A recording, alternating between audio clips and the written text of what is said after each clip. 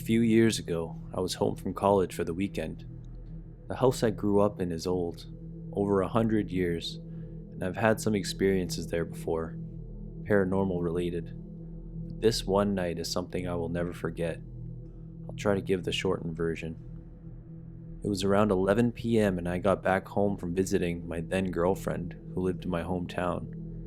I get in the house and open the door that leads to the upstairs, where all the bedrooms are. I close the door quietly so that I don't wake anyone up and head up to my room. I close the door to my room, sit down at my piano and start playing with headphones in. All of a sudden I get this incredible wave of fear. I feel like something is watching me. Terrified, uncomfortable, shaky. I start looking over my shoulder every few seconds, then I finally decide to just stop playing the piano and go to bed. I turn the lights out, get in bed, and after a few minutes, slam. I hear this loud noise from downstairs. I turn my lights on and then hear someone walking down the hallway, upstairs, and then going downstairs. I could hear the steps, then the door open and close. I figured my dad went to check the noise out, so I poked my head out of my door, while my mom comes walking back upstairs, and the exchange was similar to this. "Did you see what that noise was?" I said. Mom says, "What? Wasn't that you?" "What do you mean?" I said. "That noise was the door slamming shut. Didn't you just get home?" I said, "Nope, I've been home for an hour."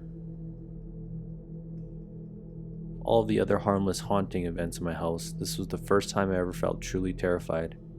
I will never forget the feeling of that irrational fear. I can't even use words to describe the way it felt, but I can seriously relate to the way you felt. This didn't happen to me, but my sister. She was home alone, and I was out at the mall with a friend. I called her to ask what t-shirt she wanted from the store I was at, and she told me she was scared that there was a ghost in the house. I asked what happened. She had put a hot pocket in the microwave and gone into her room to change. While she was changing, she heard the microwave go off, signaling that her hot pocket was done. We have a small house. The kitchen and living room are open and connected, and her room opens to the living room. She comes out of her room to grab the hot pocket, but instead of it being in the microwave, it was out on the living room coffee table, all warmed up. If that happened to me while I was alone, I would have been out of there so fast. I was camping with friends. It was early in the season, and we were the only ones in that section of the park. One morning, I stayed in my sleeping bag in the tent while everyone else went to the facilities, which were a bit of a walk away. I dozed off again. I was awoken by someone grabbing my foot through the tent. I was groggy and assumed it was a friend playing a joke, and kicked and said, "Fuck off." My foot was grabbed again and pulled. I kicked again pretty hard, not afraid to kick my friend who was now pissing me off. He stopped and I dozed off again. I woke up again probably less than half an hour later and heard my friends in the distance, returning. When they got back, I asked them who was the one trying to wake me up. They had no idea what I was talking about, honestly. I told them about something grabbing my foot through the tent, and they thought I was trying to tell a story to scare them. I still have no idea what it was. It wasn't even dark out at the time. When I was 10, my parents and I lived across the street from my grandmother. It was around 8:30 or 9 p.m. It had just been dark for 15 or 20 minutes. I told my mom I was running across the street to my grandmother's house. Instead of going across the street, I walked over to a convenience store about 6 blocks away. On my way back, while devouring a Three Musketeers bar, I was at an intersection. A car, a block away, not a cop, was going through the intersection, and he slammed on his brakes and squealed in reverse and whipped his car around and squealed towards me. At this point, it is pitch black and no one is out, and I take off running. I cut between a house and hopped a fence and started down an alley. I see his headlights getting brighter and slow down, and he turns into the alley. I dive down and hide between 2 trash cans while this fucker creeps by at 2 miles an hour. He passes and pulls out of the alley, and I hear his tires squealing, and I'm shaking and paralyzed with fear. After about 20 or 30 seconds, I get my shit together and stand up Make it about 20 feet and I see his headlights coming into the alley again. This time I was behind someone's detached garage. Looking around the corner of the garage, I see the guy, and although I couldn't make out his face, I could see his head on a swivel, breaking his neck, looking for me. He pulled back out of the alley, and I hopped and went through every person's backyard for 3 blocks until I made it home. The part that sucks as an adult, and knowing how dangerous that situation is, I didn't tell my parents because I didn't want to get busted for lying. I feel really bad now. Someone should have been notified. The authorities should have definitely been looking for that guy.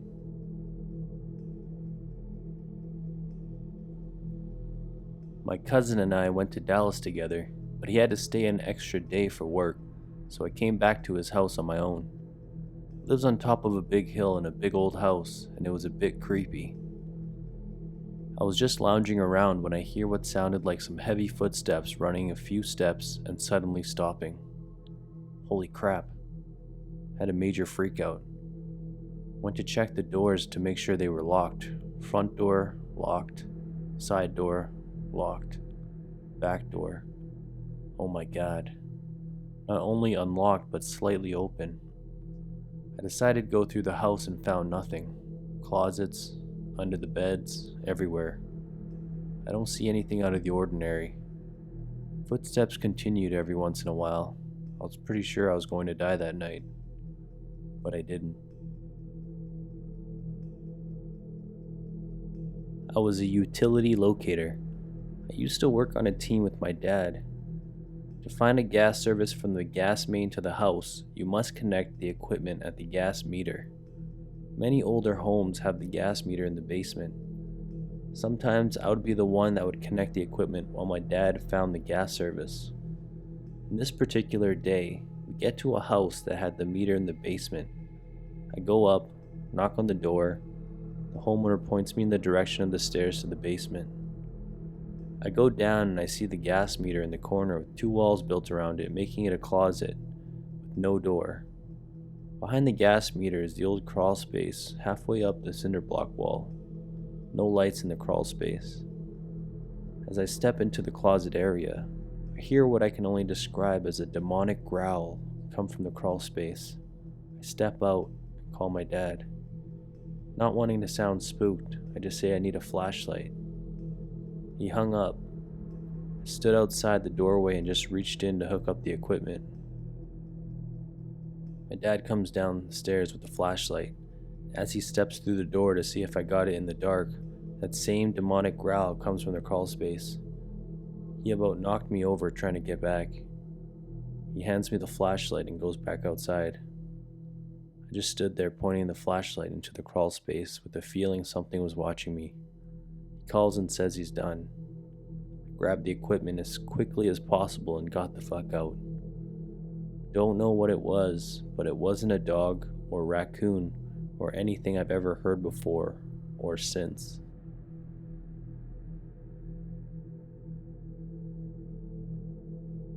"10 a.m. on a Saturday morning. I was in bed petting my very bossy cat, who had pushed my bedroom open only a few minutes prior when I saw my dad. The entry to the kitchen is just that, an entrance, and there is no door. I saw him in his oversized black shorts and miscellaneous old t-shirt across the kitchen entryway. First I thought, why the fuck is he not at work? And then I realized he wasn't wearing his glasses, which led me to think he must be sick. So I get up despite my dighead cat's nasty face and walk into the kitchen to ask him if he's feeling okay. No one was there. No one was home. All the doors were still locked. I wasn't afraid, but turning that corner expecting to see a person and seeing nothing but a bright empty room was very creepy.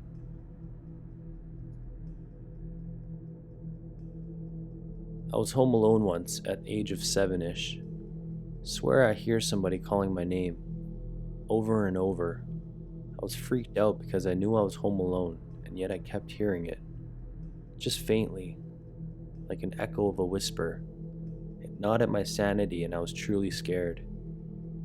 Next day I find out my grandpa had been riding over to my house on his four-wheeler and fallen off, breaking his hip. Knowing I was the only person home, he called my name all day. Gramps wasn't discovered until late that night when my parents came home. To this day, I haven't told anyone that I heard him all along. Moral: if you think you're hearing your name being called, don't ignore it. Somebody might need help. That's a lot more likely than a phantom whispering in your ear. Thought I was hearing voices. Was scared all day. Turned out to be my grandpa calling for help. When I was younger, about 7, I was home alone and I heard the door open. My parents had gone out to celebrate a birthday with a few friends, and I wasn't allowed to go. The older sisters were at a sleepover. I assumed it was my parents getting home and I ran to the door, but nobody was in the house after a thorough search. I then heard the back door to the house open and a man yell, "Hurry, get the hell out." I really didn't understand what was going on at the moment, so I just closed the doors and locked them. After my parents got home, my mom and dad accused me of taking their money they had stashed away and asking me what I did with a few different things. After I told them what happened, they didn't believe me until they saw that the hallway downstairs leading to our back door had muddy boot prints. They called the cops and freaked out. I live in a small house next to my father's home, which is in the middle of the woods in Norway. Even though I'm 18 years old, it can be quite scary being completely alone sometimes, especially after dark. This incident happened some time ago, about 1 year or so. It was well over midnight and I was just about to go to sleep, eyelids closed. I'd been lying in bed for a while. Unfortunately, there was no sleep to come because I suddenly heard an ominous scream outside. It was extremely loud. It almost sounded like it was directly over my house. It was indescribably scary. The scream was something straight out of a horror movie, like a blend between an animal and a human in pain. The freakiest part was that I could hear the sound moving through the air above me from one point to another. Believe me, it was as fast as lightning and gone before I knew it. The suddenness scared me shitless. It was so unexpected. I stayed up all night with the lights on. The day after the incident, I spoke to my father about it. It turned out that he had heard it too. He even rushed to the window to see what was going on outside. None of us have a clue of what the hell that scream was about. There was some kind of relief knowing that I wasn't the only one experiencing it. We even joked about it being a witch flying through the air. But all jokes and speculations aside, I hope I never hear something like that ever again. I still have trouble sleeping sometimes.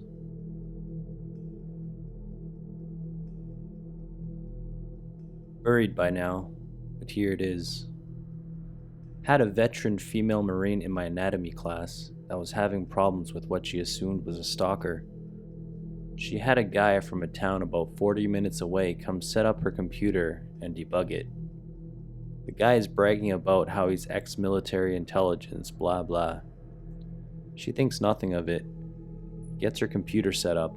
All is fine. Mind you, she's a fairly attractive single woman and a mother of 4.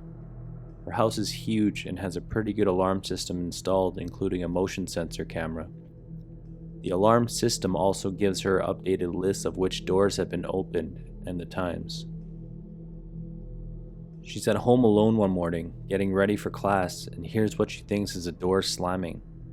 She has several firearms, so she loaded one and checked the house. Nothing. She leaves, sets the alarm, and doesn't think anything of it.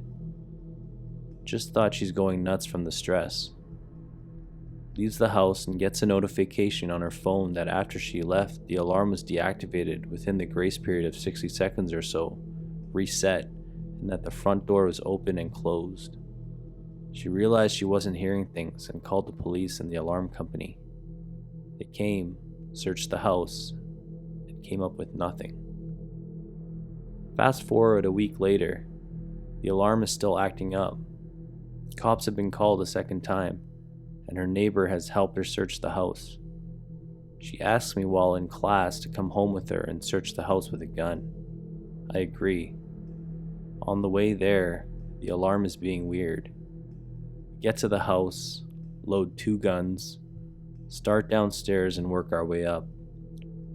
We get upstairs and I ask her if she's ever checked the attic. She says no. My adrenaline is pumping as we open the crawl space door.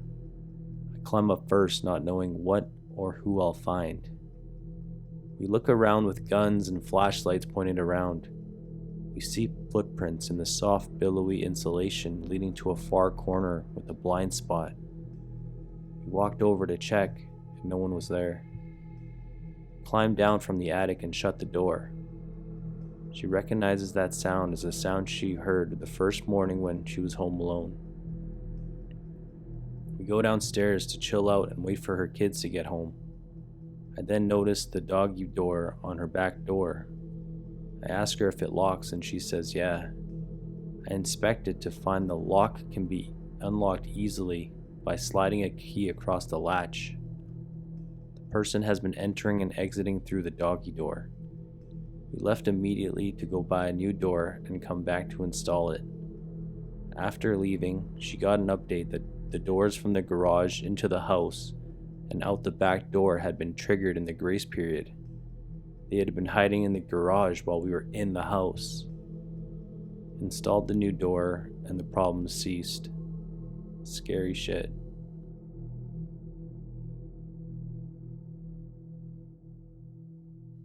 I was 18 at the time and I recently got a new job working in an old Freemason bar. It was like my 20th shift and my manager had to leave early and he left me with the keys to lock up. I locked all the doors and went around turning off all the lights upstairs and went back to the bar to cash up. While I'm cashing up, I hear a massive crash in the kitchen, so I go and investigate and nothing seemed out of the order. I went back to the bar and see 2 gentlemen sitting at the bar. I was a little taken aback to see them, but I thought nothing of it and poured them both a drink. I then bent down to clean the glasses out of the glass cleaning machine, and when I come back up, the gentlemen had disappeared, but their beers remained untouched in their glasses. I think not much of it, and just assumed they left.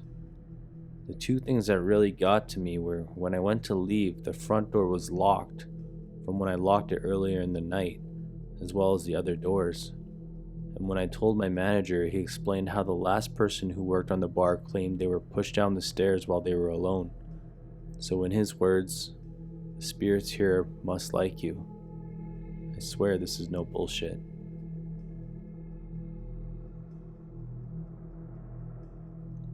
It was 2 a.m. and I was bored. So I went out to this park a bit out of town to go biking. For the most part, it was surrounded by trees and at all ends with a running/biking track that goes around the park. The park was lined with streetlights though, so you could vaguely see. I've been going there for a few times that week around this time because it unwinded me and felt good at that outside. But this time when I was making my rounds, I see 4 fucking 6-year-old looking figures come out of the forest. It was about 4 to 7 of them, I don't remember. But these little things didn't have a parent with them, and all seemingly stayed silhouetted. I was kind of biking in their general direction when they started fucking coming towards me. Thankfully I was around 200 feet away from them, but I could make out them, and the spooky little shits were coming. I don't think I biked faster in my entire life. I literally became Lance Armstrong with an extra testicle for a good 3 minutes, charging it home. It was unexplainable. I've been alone and haven't seen a single person all the times I went. I haven't gone since, needless to say. One time when I was about 12, my best friend at the time and I were having a sleepover at her house. As a visual, the house was pretty old and was filled with tons of antiques and old furniture. She lived at her grandmother's house. The basement was one of those ones where you wouldn't dare go down into alone because it just felt spooky. Because we were spooked by the basement, we decided it would be fun to sleep in a very long hallway on the 3rd floor, on opposite sides of the hall for some reason. The whole night before bed, we were playing a game where we were spies, so we would hide in the closets and sneak up on her mom and grandma. I was often homesick at sleepovers as a kid, and when it was bedtime, I just read my book by a nightlight on my end of the hall. Then, right across from me, I see my friend get up and run towards me.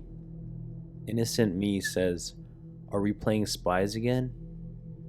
No response. So I just giggle and I'm excited to play again. So I follow the figure into a bedroom closet and close the door. Trying to communicate, but she's not answering.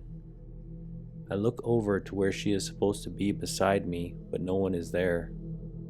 I decide to leave the closet because I couldn't fathom what was happening. I walk across the long hall and saw that she was fast asleep the whole time. I could never sleep there again, and I'm still really spooked by the fact that I ran into a closet with the mysterious figure. There's an abandoned complex a few miles away from my tiny isolated town. It's been abandoned for quite some time after it caught fire. I've not yet come across a definitive answer as to what it was used for. I've heard it was once a mental institution. It was an old army barracks. It was once a boarding school, so who knows? But that's irrelevant.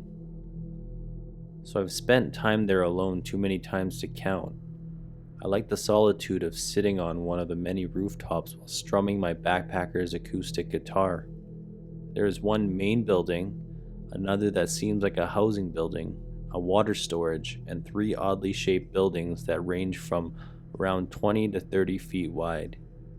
Here's one of those buildings.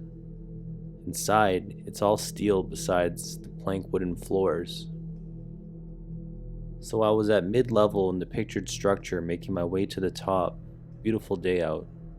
Then I grabbed the handrail, and at the bottom of the final stairway to the top, before I heard a little girl's voice.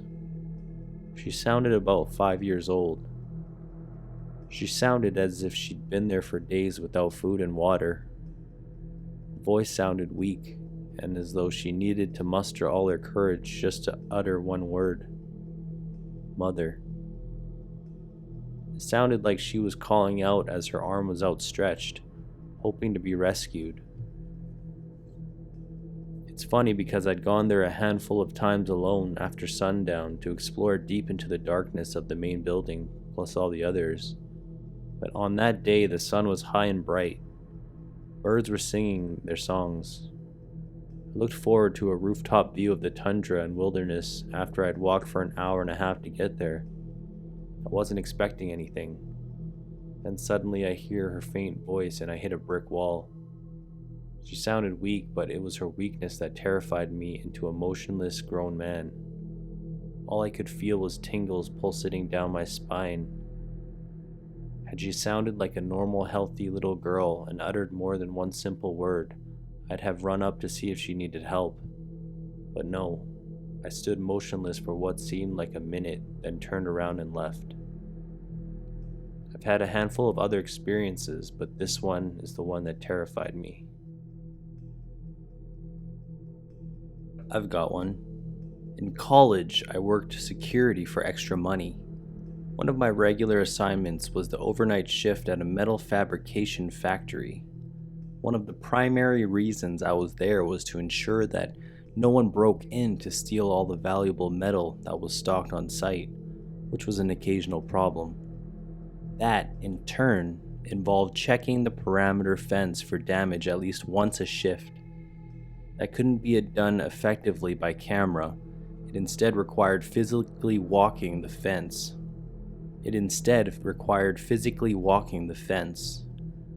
So it was that one night I was walking the perimeter fence in the middle of a thunderstorm. My attention was on the beam of my flashlight illuminating the fence as I walked past. So I wasn't really focused on where I was walking, despite walking through grass that was a bit over my waist. Apparently, I just stepped awkwardly on a patch of particular slick grass or mud as I was heading downhill, but before I knew what was happening, I had slid feet first into an open storm sewer. Some asshole had stolen the manhole cover recently, and the edges around the opening were wet with rain and mud thanks to the storm. Let me just take a moment to explain the storm sewer. First off, it was shaped like an oblate. If you're not familiar with what that is, picture a concrete cell that is shaped like a jug. Small opening at the top with the sides that slope inward to prevent someone from crawling out. In this case, the bottom was maybe 10 foot square, and the opening for the manhole was about twice the normal width in the center of the ceiling. There was no ladder attached, and the fall was maybe 20 feet down. At the bottom, the floor was sloped to form two trenches in the shape of a cross. There were sewer channels going off in four directions, but they were only maybe a foot wide across and were blocked with metal grates. At the bottom, there were debris, including a number of large broken pieces of rebar. There were several pieces that were pointing straight up. I definitely would have impaled myself on several jagged points of rusty metal had I hit the bottom, so no way to escape. A long fall and a probable disabling injury at the bottom. I somehow caught myself by hooking the edge of the opening on my elbows as I fell in. I dropped my flashlight to the bottom of the pit before I stopped my momentum, so I had a great view of all that broken rebar below me as I was struggling to escape. Maybe that was the collapsed remains of a ladder? As I tried to get another handhold, my cell phone skipped out of my pocket and hit the bottom. It felt like forever before I somehow pulled myself out of that opening.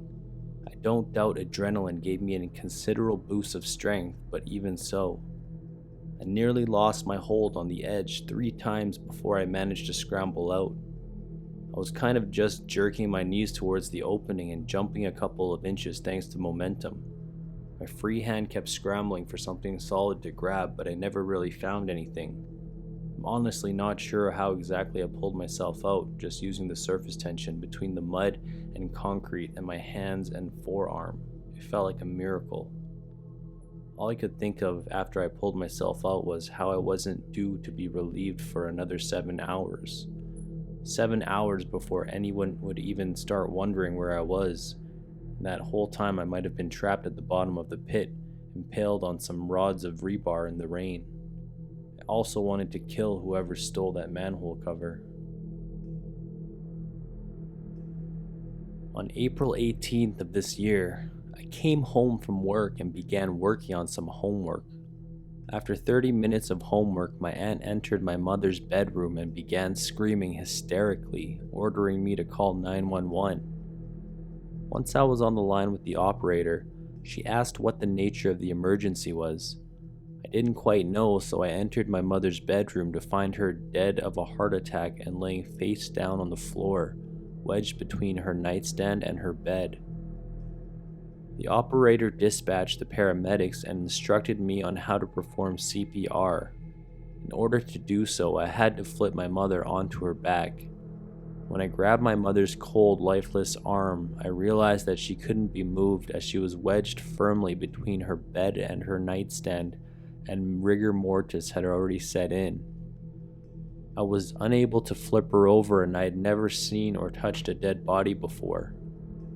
After the paramedics came and told me that nothing could be done, the medical examiner informed my family that she couldn't be seen as she had been laying on her face for so long.